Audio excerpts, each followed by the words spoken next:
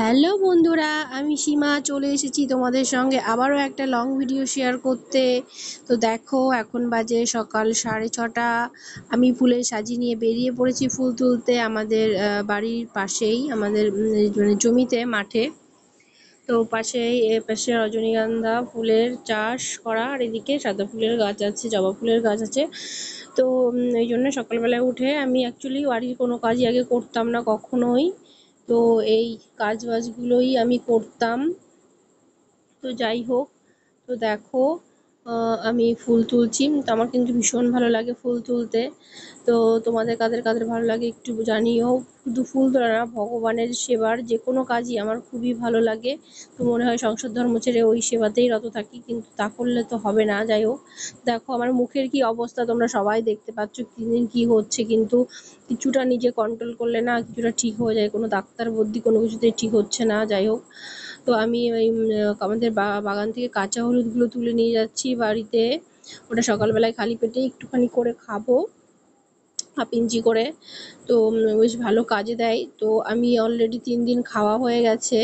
তো ভিডিওটা কয়েকদিন আগে করা ছিল, কিন্তু ভীষণ ভালোই কাজে দিয়েছে। এগুলো খাওয়ার পর থেকে কিন্তু আমার মুখে সেরকম আর কোনো র্যাশ, ব্রণ বা কোনো কিছুই ওঠেনি।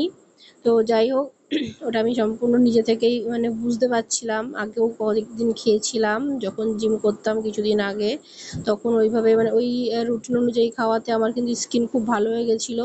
তো দেখো, হলুদগুলো চারা হয়ে গেছে বলে হলুদ বেশি পাইনি, খুব অল্পই পেয়েছি। তো যতটুকু পেয়েছি ওতেই কদিন চালিয়ে মানে চলে যাবে। তো দেখো ঘেমে কি অবস্থা। তো তারপর চলে আসলাম মন্দিরে, গরিবপুর কালী মন্দির। এটা কিন্তু ভীষণ একটা জাগ্রত মন্দির। তো দেখতে পাচ্ছ চারিদিকে মানে পুরো ভাড়া বেঁধে, মানে ভাড়া বাঁধা। এখানে ভাড়া বাঁধলে বা মানত করলে, এখানে মানত করলে সব মানত নাকি ফলে।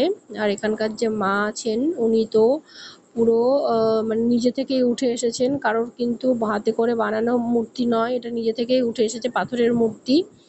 তো এই মন্দিরের পাশেই একটা পুকুর আছে, তো ওই পুকুর থেকেই কিন্তু মা উঠেছেন। তো যেইভাবে উঠেছেন মানে সেই পর্যায়ে চোখ পড়ে গেছিলো, তো সেইভাবেই আছেন।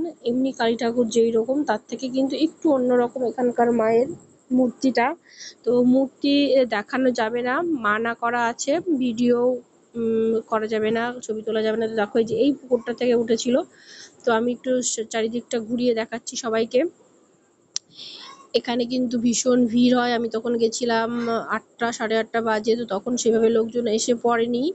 তো তো মন্দিরের চারিদিকটা একটু ঘুরে দেখালাম। এখানে তো ঠাকুরটা দেখানো যাবে না, তো ওই জন্যই চারিদিকটাই ঘুরে দেখালাম।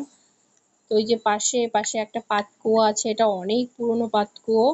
তো এটা এখন প্রায় ভরে গেছে। আগে এই পাতকুয়োটা নিয়েও অনেক রকম গল্প আছে। তো যাই হোক, সেই গল্পটা যদি তোমাদের শুনতে ইচ্ছা হয়, তোমরা প্লিজ একটু কমেন্টে জানিও। এই মন্দিরকে ঘিরে অনেক রকমের কাহানি আছে। তো তারপর বেরিয়ে পড়লাম আর এক জায়গায়।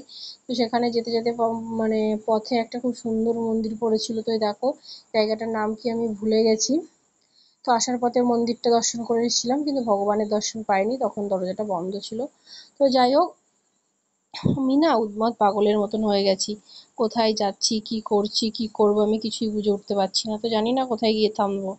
জীবনটা আমার এইভাবেই।